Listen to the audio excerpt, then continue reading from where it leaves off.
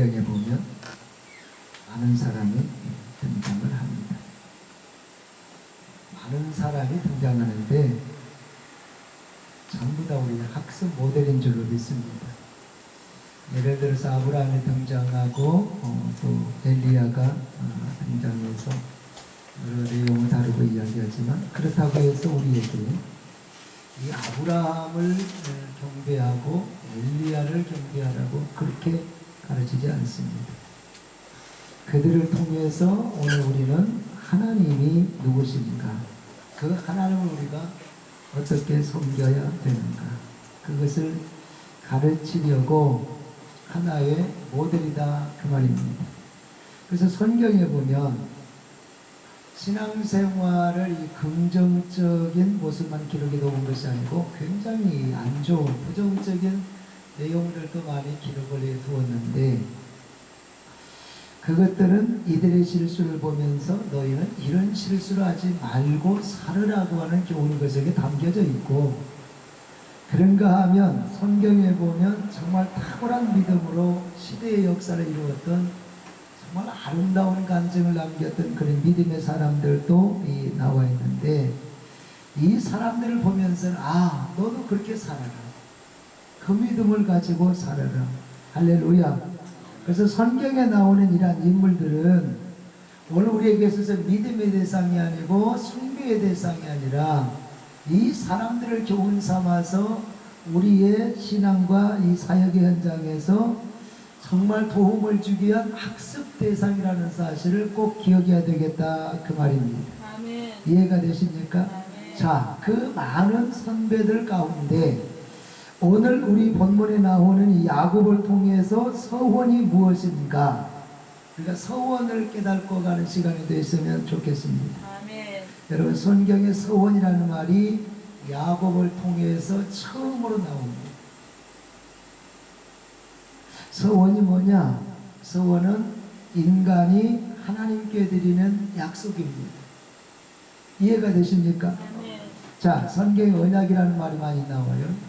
맹세라고 하는 말도 상당히 많이 나옵니다.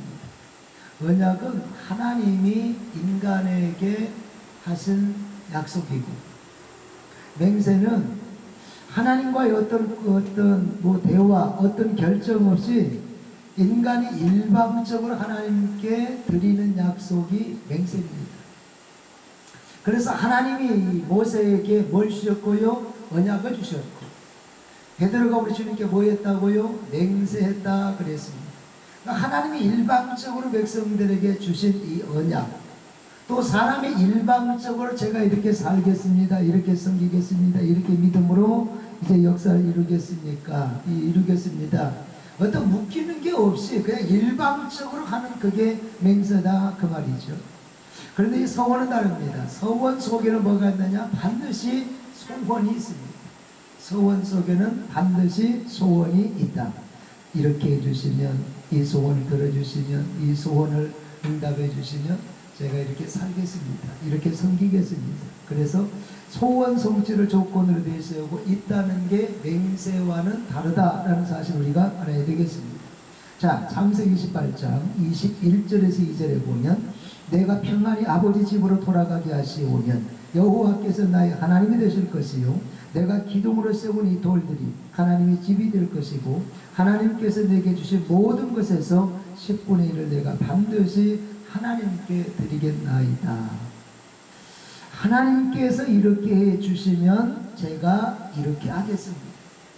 하나님께서 이렇게 해주시면 저는 이렇게 하겠습니다. 자기의 소원 성취를 두고 하나님과 약속하는, 이게 바로 서원이다, 그 말입니다. 그러면 이 소원은 뭐냐? 야곱의 서원이 뭔가를 보면 이 소원이 뭔지 그걸 알 수 있는데요. 창세기 28장 20절에서 21절에 보면 야곱이 서원하이르되 하나님이 나와 함께 계셔서 내가 가는 이 길에서 나를 지키시고 먹을 것을, 입을 옷을 주시고 내가 평안히 아버지 집으로 돌아가게 하시오면 여호와께서 나의 하나님이 되실 것이요. 아멘. 여기 보면 야곱의 소원이 뭐냐? 현재의 절박함입니다. 첫째는 현재의 절박함. 하나님께서 나를 지켜주시면, 하나님이 나를 입혀주시면, 하나님이 나를 먹여주시면, 하나님께서 나와 함께 해주시면, 야곱이 지금 여러분 에서가 자기를 죽이려고 하니까 고향과 지금 집을 떠나서 생존을 몸부림쳐야 되는 그런 상황이고, 그런 절박한 현실이 지금 야곱의 현실입니다. 그래서 이 현실의 절박함 속에서 하나님의 지켜주심, 하나님의 보호하심이 있었으면 좋겠다. 이게 첫 번째 이 야곱의 소원이다 그 말이죠. 두 번째 이 야곱의 소원이 뭐냐? 미래에 대한 소원입니다. 하나님이 나를 지켜주시고, 하나님이 나를 입혀주시고, 하나님이 나를 먹여주셔서, 그리고 난 후에 내가 다시 아버지 집으로 돌아가게 되면 내가 평안한 몸으로 마음으로 아버지께 돌아가게 해주시오면 내가 하나님께 이렇게 하겠습니다. 이게 소원이라 그 말이죠. 그러니까 야곱의 소원은 현재의 절박한 문제를 해결해 달라는 것이고, 또 하나는 미래의 문제를 하나님께서 책임져 달라는 거예요. 그 소원이 그 속에 담겨 있습니다. 그런 의미에서 보면 이 환경이 다르고 또 형태는 다르지만 오늘 우리의 삶 속에도 이 절박한 문제들이 다 있습니다. 말을 다 이야기하지 않아서 그렇지 사람마다 다 절박함이 있고 사람마다 다 간절함이 있잖아요. 이것들이 소원입니다. 사람마다 정도의 차이는 있어요. 그런데 너나 할 것 없이 건강이든 물질이든 자녀든 부모든 부부든 어떤 관계성이든 사역이든 진로의 문제든 절박한 내용들이 다 있는데, 이러한 것들이 앞으로 이루어지기를 원하는 소원들이 사람들마다 전부 다 있다 그 말입니다. 그렇다면 오늘 우리에게도 소원이 필요해요 안 해요? 우리에게도 소원이 필요해요. 야곱처럼 우리에게도 소원이 필요하다 그 말이에요. 우리에게도 소원이 필요합니다. 시작! 우리에게도 소원이 필요합니다. 그러면 이 소원은 누가 할 수 있느냐? 소원을 가지고 있는 사람은 할 수 있습니다. 그런데 중요한 것은 소원이 있다고 해서 전부 다 소원할 수 있는 것은 아니고, 야곱처럼 절박함이 있다고 해서 다 소원할 수 있는 것은 아니고, 하나님의 부르심을 받은 사람, 하나님의 선택을 받은 사람, 하나님의 자녀가 된 사람만 자기의 소원을 하나님께 아뢰고 소원할 수 있다는 사실을 믿으시길 바랍니다. 창세기 28장 13절에 보면 또 본즉 여호와께서 그 위에 서서 이르시되 나는 여호와니 너희의 조부 아브라함의 하나님이요 이삭의 하나님이라. 네가 누워 있는 땅을 내가 너와 네 자손에게 주리니. 이 내용을 잘 기억하시기를 바랍니다. 이 말씀은 하나님께서 이 야곱이 소원을 이야기하기 전의 상황인데요, 형 에서의 복을 가르치고 나서 죽을까봐, 맞아 죽을까봐 도망쳐가지고 아이고 내 인생 앞으로 어찌 될까 두려움 속에 무서움 속에 있는 이 야곱에게 하나님이 찾아오십니다. 야곱이 하나님을 찾는 게 아니고 두려움 속에 있는, 무서움 속에 있는 이 야곱에게 하나님이 직접 찾아오셨어요. 찾아오셔서 하신 말씀이에요. 당신의 존재가 어떤 존재라는 사실을 야곱에게 이야기하고 내가 너와 함께 해주겠다는 약속을 하십니다. 이해가 되십니까? 아멘. 그래서 이 말씀을 살펴보면 하나님이 직접 야곱을 찾아오셨다. 야곱을 하나님이 직접 선택하셨다. 그래서 야곱이 하나님 앞에 지금 소원하고 있다는 것은, 소원은 소원이 있다 해서 아무나 할 수 있는 게 아니고, 이렇게 야곱처럼 하나님의 선택받은 사람, 하나님의 백성이 된 사람, 그러한 사람들만 하나님께 소원할 수 있다 그 말이에요. 그래서 나는 여호와니 너희의 조부 아브라함의 하나님, 너희 아버지 이삭의 하나님이라. 이 말씀은 네가 지금 이 광야에 나와서 홀로 버려진 사람으로 생각할 수 있는데, 아니야!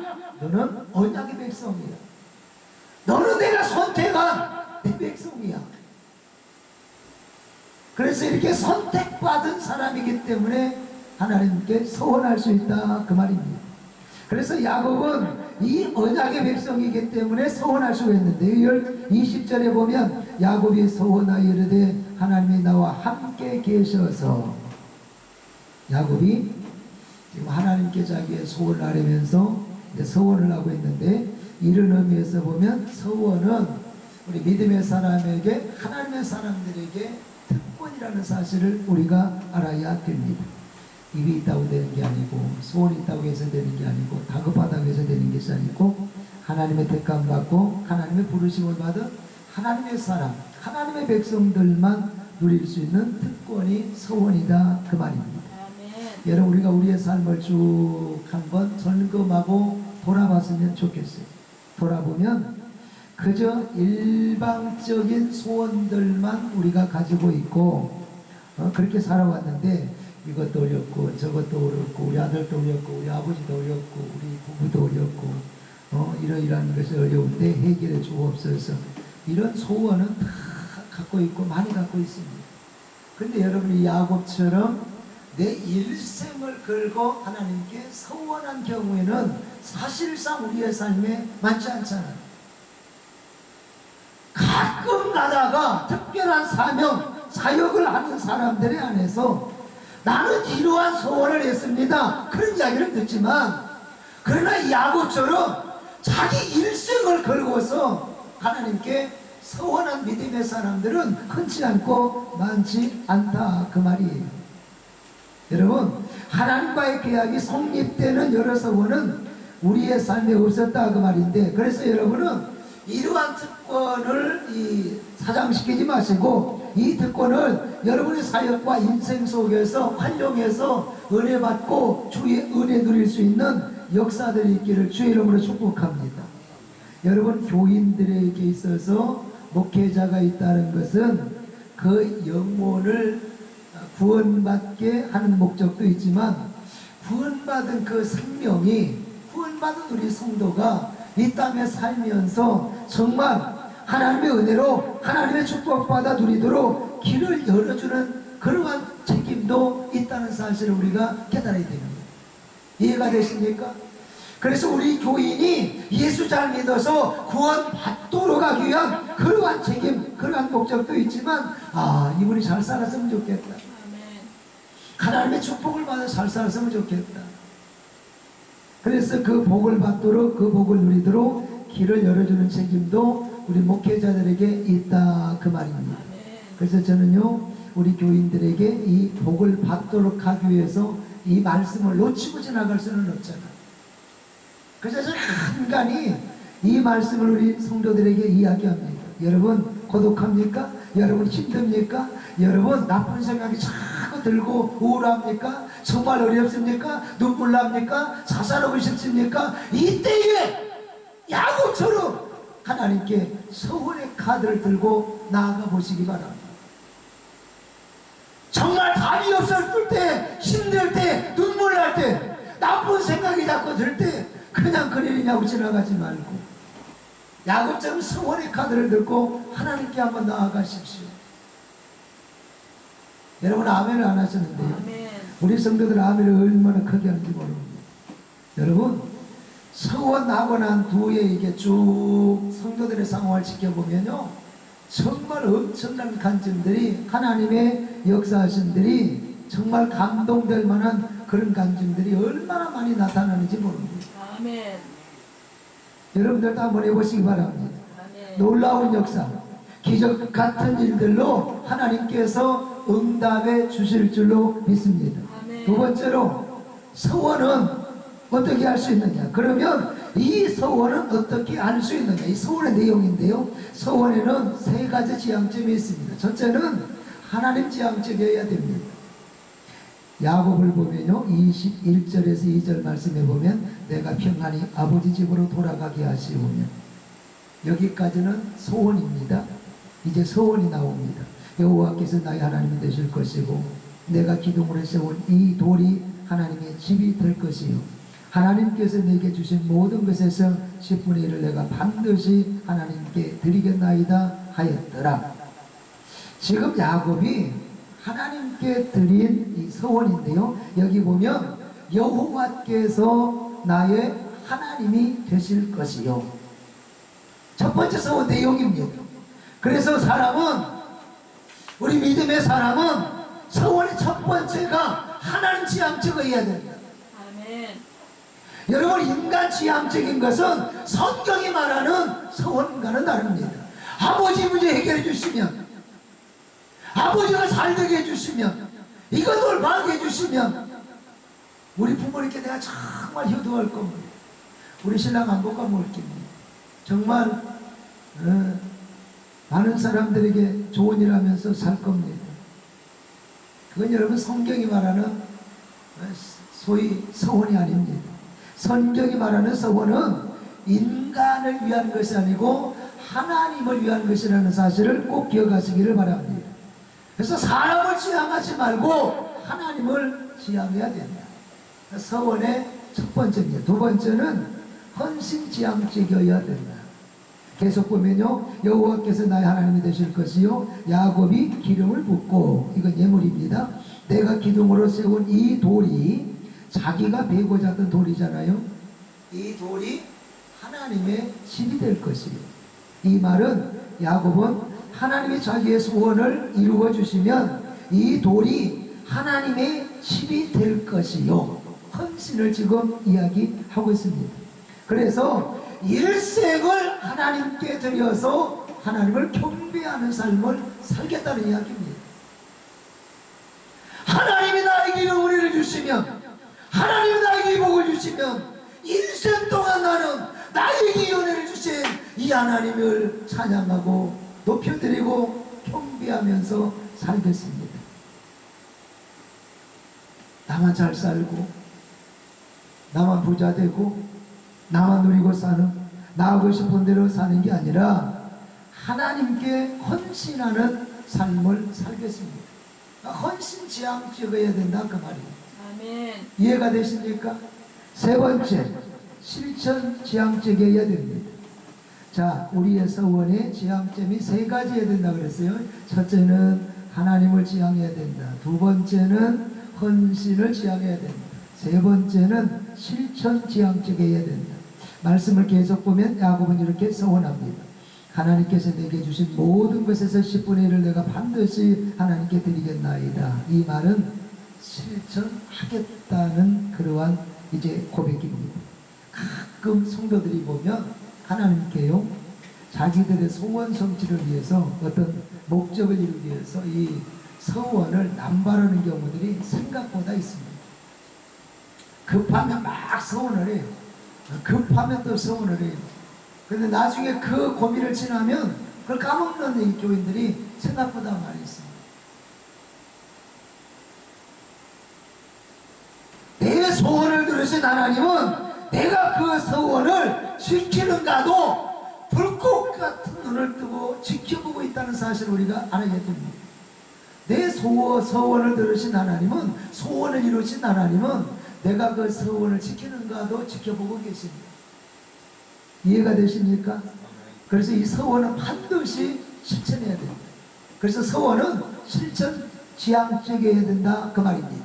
그러면 이 성경은 이 실천을 어떻게 가르치느냐? 서원 그러는데 이 서원에 대해서 성경은 어떻게 가르치느냐? 사무엘상 1장 21절.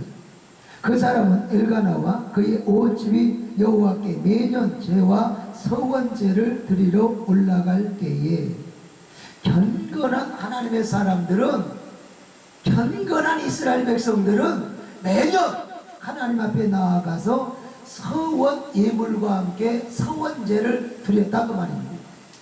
우리나라, 우리 한국교회는 송구 영신 예배라는 거 드리잖아요. 송구 영신 예배 때 올 한 해의 소원, 우리 가족의 소원, 내 소원 해가지고 이렇게 송구 영신 예배 때 뭐 기도 제목을 쭉 써가지고, 그리고 와서 이제 기도받고 이제 그렇게 돌아가는 경우들이 우리 한국교회 하나의 이제 어떤 교회 문화처럼 그렇게 형성이 되어 있는데, 바로 그런 경우처럼 그랬다 그 말이죠.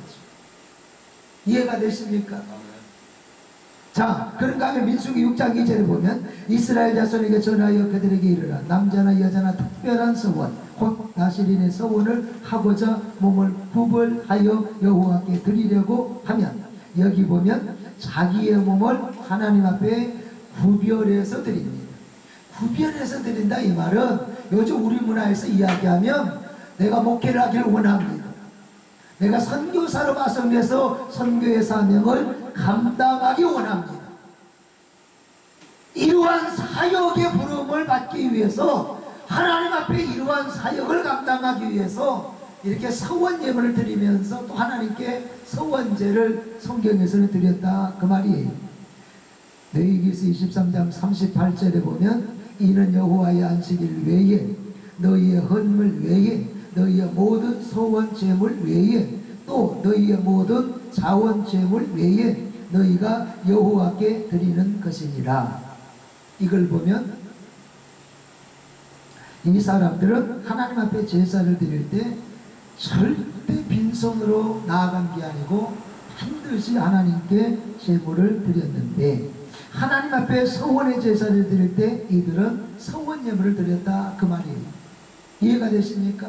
그러니까 쉽게 이야기하면 하나님 내 소원 들어주옵소서 그러면서 자기가 하나님께 서원을 했어요. 그러면 말로 하지 말고 이 구약의 하나님의 사람들 이스라엘 백성들은 예물을 함께 드리면서 그 서원을 했다 그 말이에요. 그러면서 레위기서 22장 21절에 또 이렇게 기록합니다. 만일 누구든지 서원한 것을 갚으려 하든지 자의로 예물을 드리려 하여 소나 양으로 화목제물을 여호와께 드리는 자는 기쁘게 받으심이 되도록 아무 흠이 없는 온전한 것으로 할지니라. 자, 하나님 앞에 서원하고 예물을 드릴 때 아무거나 드리지 말고, 싸구려 드리지 말고, 병든 것 드리지 말고, 건성건성 드리지 말고 아주 귀한 것으로, 아주 소중한 것으로, 하자 없는 것으로, 흠 없는 것으로 드리라 그 말이에요. 그래야 하나님이 기쁘시게 받는다 그 말이에요. 아멘. 바꿔서 이야기하면 내가 하나님께 서원 예물을 드릴 때 하나님이 받으시도록 기뻐하시도록 중심을 다해서 드려야 된다 그 말이에요. 신명기 23장 21절 말씀 보면 네 하나님 여호와께 서원하거든 갚기를 더디하지 말라. 하나님 여호와께서 반드시 그것을 네게 요구하시리니 더디면 그것이 네게 죄가 될 것이라 그랬습니다. 그러니까 하나님이 서원한 사람들의 그 서원을 얼마나 중요하게 생각하시는가, 그걸 우리가 알 수 있는 대목입니다. 자, 그래서 야곱에게 나타나셔서 하나님이 야곱아 네 출생지로 돌아가라. 나는 베델의 하나님이다. 오늘 본문 말씀에 그러잖아요. 자, 이 말씀이 무슨 말씀이냐면 네가 내게 서원한 것을 내가 전부 다 기억하고 있다는 이야기입니다. 네가 나에게 서원을 이야기하면서 서원했던 그 내용을 내가 지금 다 기억하고 있다 이 말이에요. 혹이라도 여러분이 하나님께 어떠한 소원을 아뢰고서 여러분이 잃어버렸는지 모르지만 하나님은 그걸 전부 다 기억하고 계신다는 사실을 알아야 된다. 그래서 서원은 실천지향적이어야 된다. 반드시 실천해야 된다. 이해가 되십니까? 그 외에도 시편 15편 4절에 보면 서원을 하였거든 혹 너에게 손해가 된다고 할지라도 반드시 갚을지니라. 그래서 하나님은 서원을 이렇게 중요하게 생각하셨습니다. 그래서 이 말씀을 드리면서 여러분에게 감동이 오거든요. 이 야곱처럼 여러분의 소원을 하나님께 아뢰면서 예물을 같이 드리면서 하나님 내 소원 들어주옵소서. 한번 서원으로 서원의 카드를 들고 하나님께 나아가시는 그런 믿음들이 있기를 소망합니다. 자, 창세기 28장 18절에서 9절을 다시 보겠습니다. 야곱이 아침에 일찍 일어나 베개를 삼았던 돌을 가져다가 기둥으로 세우고 그 위에 기름 붓고 그곳 이름을 베델이라 하였더라. 이 성의 옛 이름은 누스더라 그랬습니다. 중요한 말씀들이 나옵니다. 여기에서 이 누스라고 하는 말은 길을 잘못 들었다, 삐뚤어졌다라고 하는 말입니다. 누스라고 하는 말이 길을 잘못 들었다, 삐뚤어졌다, 그러한 뜻인데요. 그런데 바로 이 장소가 어떤 장소가 되느냐? 베델로 바뀝니다. 하나님의 집, 하나님을 만나는 장소로 이렇게 엄청난 변화를 가져오는 그런 장소로 바뀌었다, 그 말이에요. 뭐 때문에요? 야곱이 하나님께 서원하고 나서. 그래서 이후에 보면 이 베델은 야곱에게 있어서도 성지고 이스라엘 모든 백성들에게도 이 누스, 이 베델은 성지가 됩니다. 바로 그겁니다. 잘못된 것을 바로 잡고 삐뚤어진 우리 인생을 바로 고쳐서 회복해서 하나님의 축복을 받아서 은혜로운 환경으로 감사함으로 나아가게 하는 그 능력이 뭐냐? 서원이다, 이 말이에요. 그러니까 서원이 얼마나 우리에게 중요하고 이 서원이 얼마나 우리 인생과 사역에 중요한가를 우리에게 깨닫게 하는 대목입니다. 누수, 길을 잘못 들었다. 누수, 삐뚤어졌다. 이렇게 길을 잘못된 누수가, 삐뚤어졌던 누수가 완전 변해서 베델이 됐다. 하나님을 만나는 성소, 하나님을 만나는 장소, 은혜와 축복이 쏟아지는 그런 장소로 바꿔졌다. 언제부터요? 야곱이 서원하고 난 이후부터. 그래서 서원이 우리에게 주는 축복이 이렇게 크다, 그 말이에요. 세 번째, 그러면 서원은 누가 하느냐? 서원은 누가 하느냐? 소원이 있는 자가 서원할 수 있습니다. 소원이 없으면 서원이 필요가 없잖아요. 소원이 있는 자가 서원할 수 있습니다. 서원은 어떻게 하는가? 서원은 하나님 앞에 나를 드리면서 서원하는 것입니다. 그러면 이 서원의 결과가 무엇인가 보겠습니다. 서원의 결과는 그건 두말할 게 없이 결론은 소원 성취입니다. 그래서요, 야곱의 소원이 뭐였는가 보겠습니다. 20절에서 21절을 다시 보면 야곱이 서원하이르되 하나님이 나와 함께 계셔서 내가 가는 길에서 나를 지키시고 먹을 떡과 입을 옷을 주시어 내가 평안히 아버지 집으로 돌아가게 하시오면 여호와께서 나의 하나님이 되실 것이요. 이게 야곱의 소원입니다. 하나님이 나와 함께 계셔서 나를 지켜주시며 나를 먹여주시며 나에게 입을 것을 주시며 마침내 나로 하여금 아버지 집으로 다시 평안하게 돌아가게 해주시며, 이것이 다 지금 야곱의 소원이다, 그 말이죠. 이것을 한마디로 이야기하면 야곱의 소원은 뭐냐? 현재의 안전함, 이후의 삶의 복지입니다. 하나님, 지금 형이 나를 죽이려고 하니까 내가 지금 도망치는 도망자의 신세인데, 도망자의 신세에 있는 내 운명을 하나님 긍휼히 여겨 주시옵소서. 이름 없는 시체로 광야에서 사라지지 아니하도록 하나님께서 나를 지켜주옵소서. 안전하게 보장해달라는 거예요. 뿐만 아니라 굶지 않도록 먹여주시고 헐벗지 않도록 입혀주시고 계속해서 하나님이 저와 함께 해주시면, 그래서 안전하게 아버지가 계신 고향으로 돌아가게 해주시면, 그래서 복지, 안전, 이러한 것이 이 야곱의 소원이었다, 그 말이에요. 이게 인생의 위기에서 절박함 속에 있는 야곱의 소망이요 소원입니다. 자, 그랬더니 이런 소원이 있었는데, 그랬더니 결과가 어떻게 됐느냐? 29장에 보면 순적하게 이 행보가 진행이 됩니다. 자, 성경에 보면 야곱이 한 우물에 이르러서 사람들이 물어보는 있잖아요. 나만 씨라고 하는 분이 어디 살아요?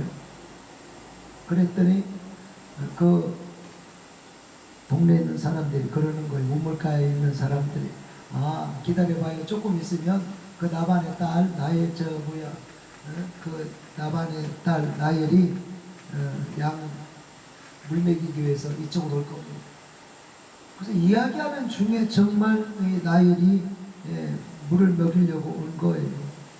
그래서 이때 나엘을 만나서 딱 인사하고 뽀뽀 한번 하고 손잡고 자기 집으로 가서 자기 아버지에게 인사하고 그래서 일이 순적하게 풀려서 야곱이 라헬하고 결혼을 합니다.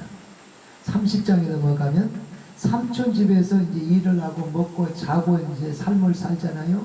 이때에 이 야곱의 재산이 불어나서 거부가 됩니다. 잘 보세요. 중요한 내용들입니다. 그래서 야곱이 하나님께 서원했던 것들이 그대로 다 이루어지는 거예요.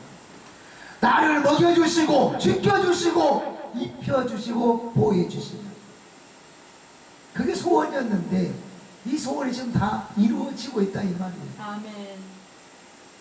나만 집으로 가서 나이를 만나서 부인을 삼고 여기서 먹고 입고 자고 그러면서 여기에서 거부가 되고, 계속해서 보면 30장 30절에 보면 내가 오기 전에는 야곱이 삼촌에게 한 말이에요. 내 삼촌의 소유가 적더니 번성하여 때를 이루었으니 내 발이 이르는 곳마다 여호와께서 내 삼촌에게 복을 주셨나이다. 할렐루야. 야곱 오기 전에는 내 삼촌 집이 한마디로 별볼 일 없었어요. 힘들 없었어요. 큰 걸 이제 먹고 살 정도였다 그 말이죠. 그런데 야곱이 들어와 가지고 이 삼촌의 집이 거부가 됐다 그 말이에요. 야곱이 들어와서 살면서 그 삼촌 집에서 생활을 했는데요. 야곱이 하는 것마다, 요즘 우리식으로 이야기하면 야곱이 개발하는 제품마다, 야곱이 거래처를 뚫기 위해서 만나는 사람마다 전부 다 이루어지는 거예요. 너무 잘 되는 거예요. 개발하는 것도 잘 되고 거래처도 잘 열리고 만나는 사람마다 이 막히는 것 없이 전부 다 이게 동서사방으로 열려가지고 풀려가지고 일이 잘 되는 거예요. 아멘 좀 해봐봐요. 아멘. 그래서 거부가 됐다고 말이요. 이런 은혜가 있기를 축복합니다. 여러분들이 생각하는 거, 여러분들이 수고하는 거, 땀 흘리는 거, 사람 만나는 거, 관계 갖는 거, 수고한 모든 것이 잘 되고 다 잘 되는 은혜가 야곱처럼 있기를 축복합니다. 아멘. 야곱이 지금 한마디로 그랬다 이 말로. 나 자기도 거부가 되고 별 볼 일 없었던 나만도 이 야곱 때문에 거부가 됐다 그 말이에요. 갑부가 됐다. 그래서 야곱 때문에 삼촌도 거부가 돼요. 야곱도 재산을 따로 모으면서 거부가 돼서 야곱의 이 소원이 다 이루어지는 것을 볼 수 있습니다. 이제 31장으로 넘어가면 마지막 소원 하나가 남았어요. 자기 아버지 집으로 안전하게 편안하게 돌아가는 것만 남았어요. 다른 거 다 지금 이루어졌어요. 그런데 라반의 자식들이 가만히 보니까 아니 굴러온 이 야곱이 거부가 되니까 배가 너무 아픈 거예요. 네?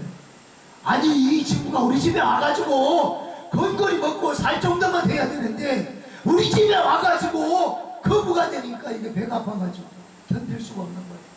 아 이거 다 주면 안 되지. 어찌하면 빼앗을까. 이 사람들이 모여서 잡당을 하는 거예요. 잡당하는 그 눈치를 누가 챘느냐? 야곱이 챘어요. 그래서 자기 부인하고 언언합니다. 여보, 당신 친정집에서 우리 떠났으면 좋겠는데 어찌하면 좋을까? 이렇게 의논하고 있을 때 하나님이 먼저 나타나십니다. 의논하고 있을 때 하나님이 먼저 나타나십니다. 그러면서 하신 말씀인데요. 31장 13절입니다. 중요한 말씀이에요. 나는 베델의 하나님이라. 네가 거기서 기둥에 기름을 붓고 거기서 내게 서원하였으니, 지금 일어나 다시 상기시키는 거예요. 네가 나에게 서원한 거 내가 다 쥐어가고 있고 내가 이루어가고 있고 내가 네 소원을 다 성취해주고 있다. 그래서 이 서원에 대해서 다시 상기를 시킵니다.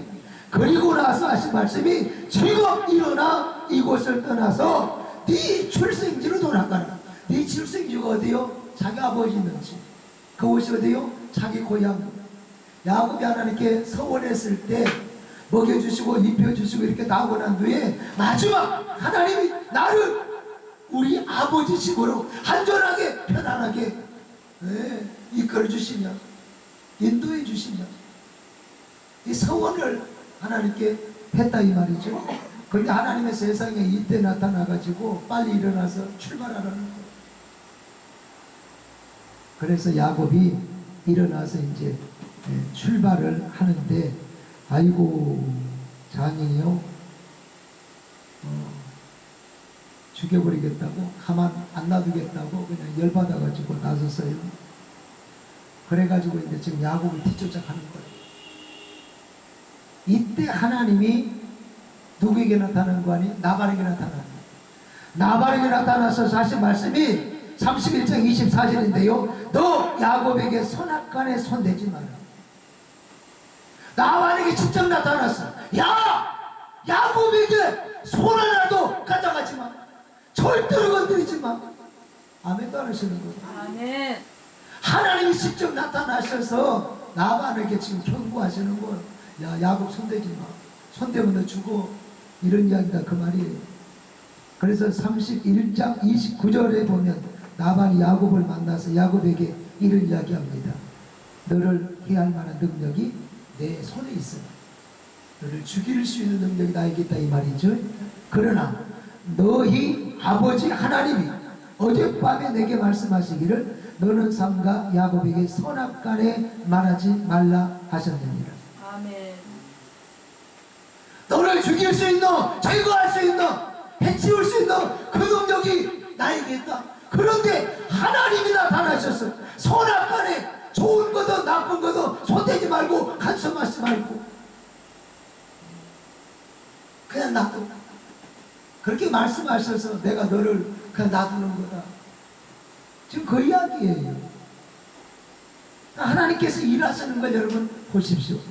야곱이 일하는 게 아니고 하나님이 이렇게 다 알아서 간섭하고 일하시고 역사하시고 이끌어 가시고 계신다 그 말이죠.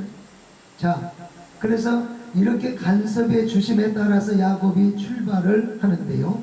고향에 가는 길, 자기 부모님께 가는 길, 얼마나 감사해요. 놀라운 일 아닙니까?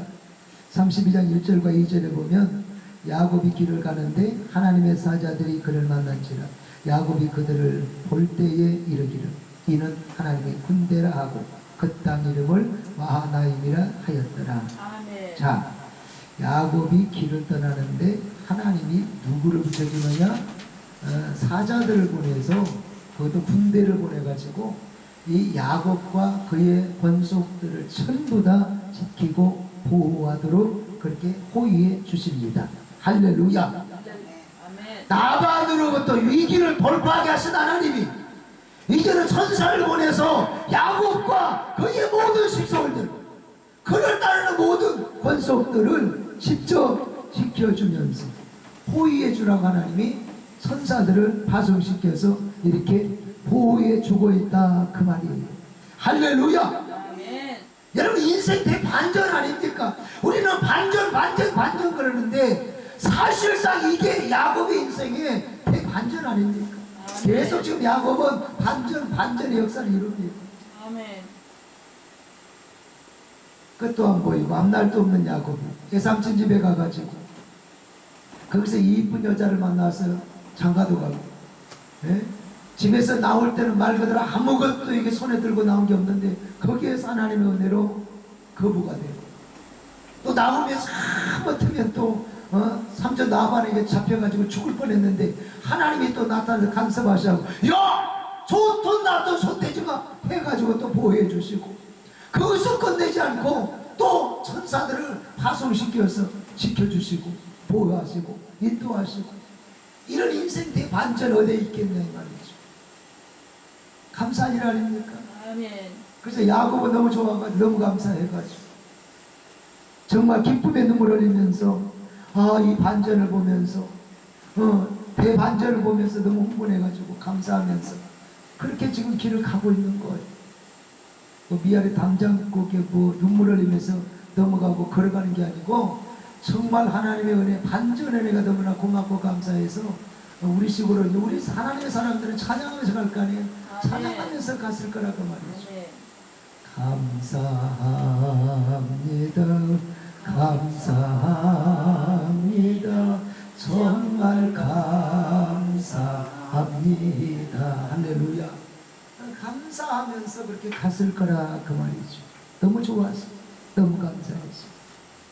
자, 33장에 들어오면 집을 떠났던 원인이었던 이 에서와의 불화가 마침내 화합으로 바뀝니다. 33장 4절에 보니까 에서가 달려와서, 원래 여러분 에서가 야곱을 죽이기 위해서 400명의 군사를 훈련시켜서 그냥 제거하려고 지금 공격해 오는 상황인데, 하나님이 이 사람을 완전히 그냥 180도로 바꿔가지고, 야곱이 먼저 가서 형님 미안해요 살려주세요 그런 게 아니고, 야곱이 먼저 달려간 게 아니고 에서가 먼저 달려와가지고 목을 껴안고, 성경에 보니까 뭐라고 이야기했느냐, 죽여버린 게 아니고 에서가 달려와서 야곱을 맞아 안고 목을 맞추고 그와 입 맞추고 서로 우니라. 누가 역사하시는 거예요? 하나님 역사하시는 거예요. 이 왼수를 죽이겠다고 그동안에 칼을 갈았던 에서 아닙니까? 400명의 군사를 데리고 이 야곱 잡아 죽이겠다고 공격해온 에서 아닙니까? 근데 이러한 사람을 하나님이 완전 180도를 바꾸었어요. 공격하는 게 아니고 죽이는 게 아니고, 네 하는 거 봐서 하고 기다린 것도 아니고, 에서가 오히려 달려가가지고 껴안고 울면서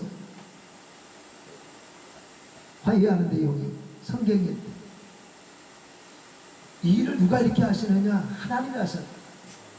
우리는 여러분 이런 걸 보면서 하나의 어떤 흐름으로만 끝내면 안 되고, 아 그랬구나 그 정도로 끝내면 안 되고, 여기에서는 영적인 통찰력을 갖고 하나님의 일하심을 볼 수 있는 그 영적인 통찰력을 가져야 됩니다. 아멘. 영안을 열어서 영적 세계를 다시 들여다보는 그런 영안에 눈이 떠야 된다 그 말이에요. 무슨 말 이해가 되십니까? 아멘. 우리가 사는 요것만 전부가 아니라 보이지 않는 세계가 있다. 보이지 않는 세계가 뭐요? 영적인 세계잖아요. 아멘. 이 땅에서 사람이 움직이는 것처럼 보이지 않는 세계에 영적 존재들이 일하고 있고 운행하고 계시잖아요. 하나님이 계시고 하나님이 부르시는 식물꾼들이 일하는 것이 보이지 않는 세계 영의 역사잖아요. 거기까지 보는 영안이 우리에게 열려 있어야 되고, 그 통찰력이 우리에게 있어야 돼요.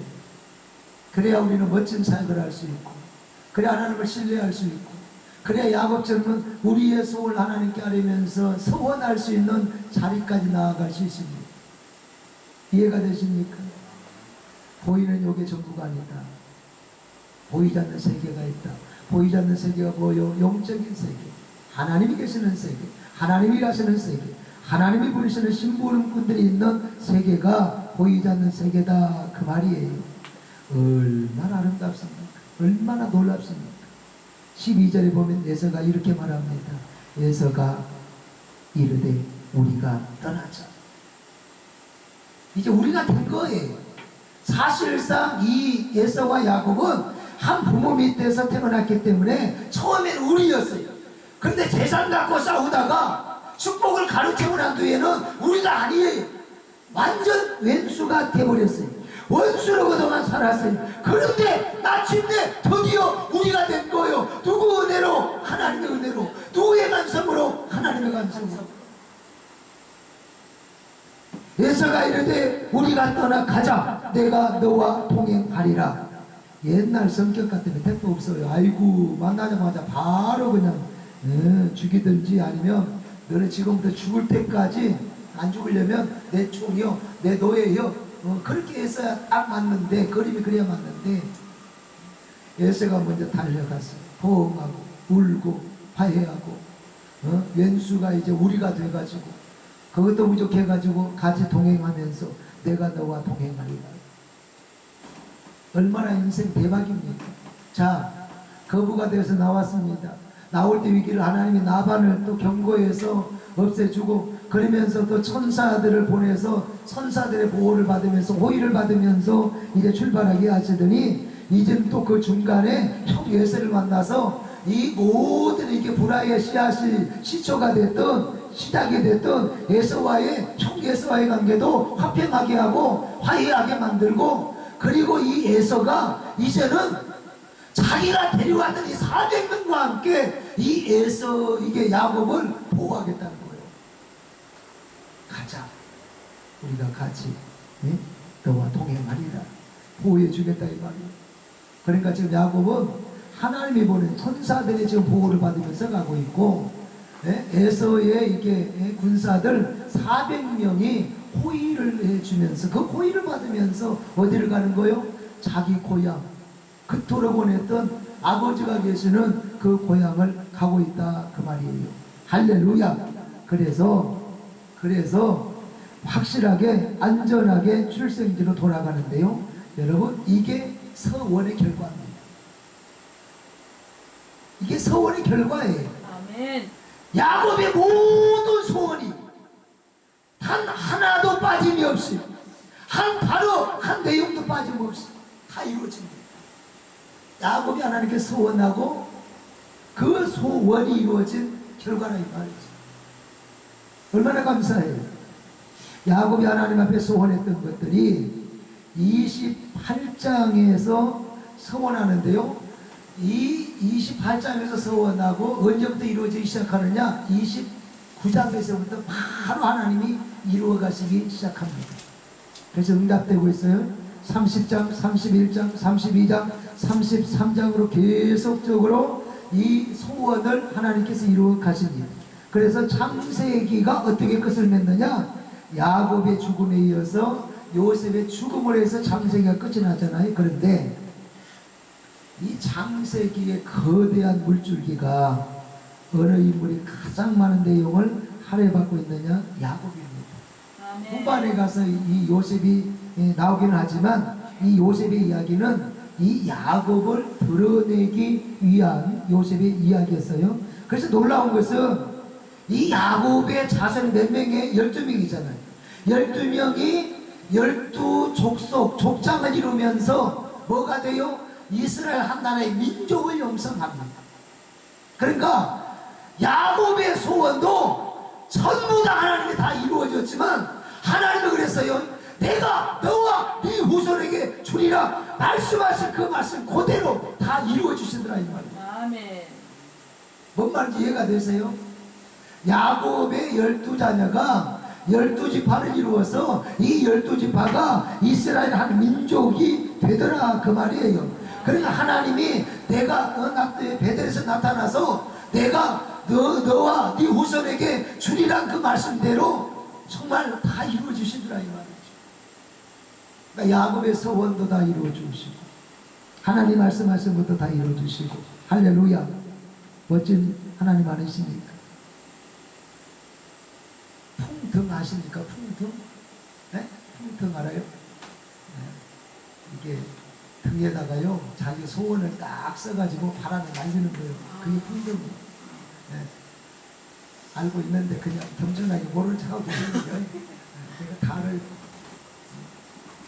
올해 이 사업 잘 되게 해주세요. 우리 자녀 잘 되게 해주세요. 건강하게 해주세요. 이렇게 딱 써가지고 등에다가 이렇게 써서 바람에 날리는 게 풍등이에요. 우리 한국에서도 지역마다 이런 이제 행사가 하는 곳이 있더라고요. 언젠가요? 저 고양시에서요, 이 풍등 날리는 행사를 했는데요.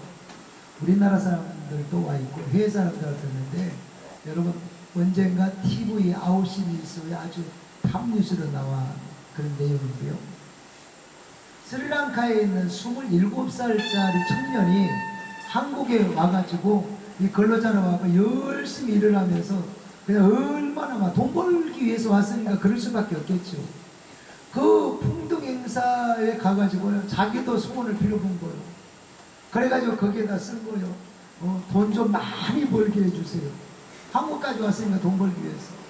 그래가지고 풍등을 날렸는데요, 그 풍등이 날아가야 돼. 날아가서 저쪽 멀리 어디 바다에 떨어져야 되는데요. 어디 떨어지냐? 그 근처에 주유소에 떨어져가지고 주유소가 다 타버렸어요. 그래가지고 얼마나 막 그 피해가 엄청나게 컸던지 9시 메인 뉴스에 두세 번 계속 나왔다니까요. 그러니까 그 애는요 돈 벌려고 이거 풍덩을 날려보냈는데 소원 써갖고 날려보냈는데 재수 오물튼 거예요. 그거는 뭔 말인지 알아요? 여러분 인간의 소원은 이런 풍덩이 이게 해결해주고 이루어지면 절대 안 돼요. 저희 큰 여동생이요 부산의 그 기장이라는 곳이 바닷가인데요. 그 바닷가 정말 이 경관 좋아요. 거기에 보면 해돋이 이제 그 요지들 있잖아요. 정말 저희 동생이 이제 카페 하는 데는 3층 이제 건물을 지어서 거기서 카페를 하는데요. 이 해돋이 요지예요, 여기가. 그래 해바닥이요. 이 해돋이 이게 본다고 사람들이 막 동서사방에서 막 엄청 구름대와 같이 그쪽 주변에 모이는 거예요. 그래가지고요 이게 저 그 행사하기 이전에 그냥 인터넷에다가 그걸 예약 받습니다 딱 올리면요 뭐 30분도 안 돼가지고 벌써 다 동나버리는 거예요. 그 해돋이 보러 온다고. 근데 여러분 돈이 얼마인 줄 알아? 요즘 평일 때 가면 예를 들어서 커피 한 잔에 뭐 7천 원, 뭐 6천 원 잡더라도 두 명이 가면 얼마요? 12,000원이요. 거기서 뭐 요거 간식거리 조금 산다 해도 3만 원이면요 어쨌거나 거기에서 궁디가 앞으로 앉아있다 나오는 거예요. 평일날 가면. 그런데 해돋이 때 가면 그 얼마인 줄 알아? 자리 하나 20만 원이고. 그것도 뭐 낮에도 아니고 새벽에 그 잠도 못 자고 거기에 눈을 비비가면서 앉아가지고 커피 한 잔 시켜놓고 자리 하나에 몇십만 원씩 주고 그러면 두 명이면 또 몇십만 원이요. 세 명이면 뭐 가족이 오면 얼마요? 아이고 그냥 불티 나는 거요. 이게 예약 받습니다 하면 한 시간도 아니라 다 끝나버렸다니까. 그래가지고 어떤 사람은 옥상이라도 좀 올라가면 안 됩니까? 옥상으로 올라가니 계단에 좀 앉으면 안 됩니까? 배달될 사람이 다 나오고. 해돋이 그게 뭐라고? 여러분 해돋이가 우리 인생을 바꾸고 우리의 소원이 이루어지는 건 절대 아닙니다. 풍등이 우리의 소원이 이루어지는 게 절대 아니다 그 말이에요. 우리의 소원은 누가 이루어져야 되느냐? 하나님이 이루어주실 수 있고 하나님이 이루어주셔야 됩니다. 따라 이 소원대로 될지어다. 누구의 선포요? 우리 주님의 선포요. 하나님만이 우리의 소원을 이루십니다. 하나님만이 우리의 소원을 이루신다. 시작! 하나님만이 우리의 소원을 이루시기 때문에 그래서 우리가 하나님께 야곱처럼 서원을 해볼 만하다 이 말. 이해가 됐습니까? 아멘. 네. 다른 거 다 그냥 왔다 갔다 할지라도 요 한 가지는 기억하시라고. 우리의 소원은 하나님이 들어주십니다. 우리의 소원은 하나님이 들어주셔야 됩니다. 그리고 우리는 뭘 해볼 만하다? 야곱처럼 서원을 해볼 만하다. 여러분들 위기가 있을 때, 문제가 있을 때 그냥 아이고 어찌하냐 땅에 꺼들 건치만 하지 말고 잠 못 자지 말고 밥만 잃어버리지 말고 서원의 카드를 들고 하나님께 나아갈 수 있기를 축복합니다. 아멘. 아버지 이 문제 해결해 주시면 제가 이렇게 믿음으로 살겠습니다. 아버지 우리 아들 형 문제 해결해 주시면 내가 이렇게 살겠습니다. 아버지 내 사역의 현장에 이러이러한 문제, 장애, 어려움이 있는데 이 사역의 현장에 이 부분을 보내주시면 제가 이렇게 믿음으로 살겠습니다. 이 서원 해볼만 하잖아요. 왜? 들어주시니까. 왜? 이루어지니까. 그래서 야곱처럼 여러분의 소원을 하나님께 서원을 아래에서 그 서원의 카드를 들고 하나님께 나아가서 이루어짐의 축복을 통해서 하나님께 영광을 올려드리시고 여러분의 삶은 축복의 삶이 되시기를 주의 이름으로 축복합니다. 아멘.